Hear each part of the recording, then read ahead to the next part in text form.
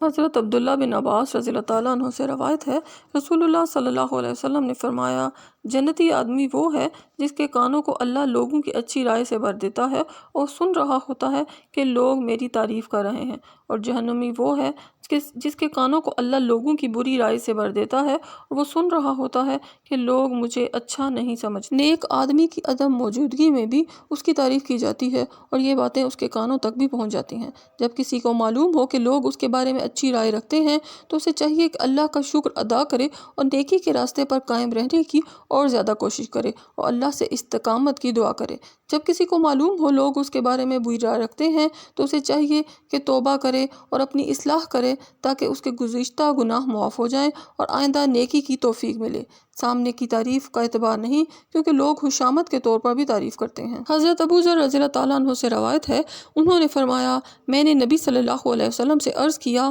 اللہ کے رسول صلی اللہ علیہ وسلم، ایک آدمی اللہ کی رضا کے لیے خلوص کے ساتھ نیک عمل کرتا ہے، اس کی وجہ سے لوگ اس سے محبت کرتے ہیں۔ نبی صلی اللہ علیہ وسلم نے فرمایا، یہ مومن کی جلدی مل جانے والی خوشخبری ہے۔ نیکی کرتے وقت یہ نیت نہیں ہونی چاہیے کہ اس کی وجہ سے تعریف اور عزت ہو، لیکن مومن کو دنیا میں بھی نیکی کا انعام ملتا ہے اور اسے عزت حاصل ہوتی ہے۔ عوام کی محبت نیک مومن پر اللہ کا احسان ہے، لہٰذا اس پر اللہ کا شکر ادا کرنا چاہیے۔ احتیاط کرنی چاہیے کہ دل میں فخر اور خود پسندی کے جذبات پیدا نہ ہوں۔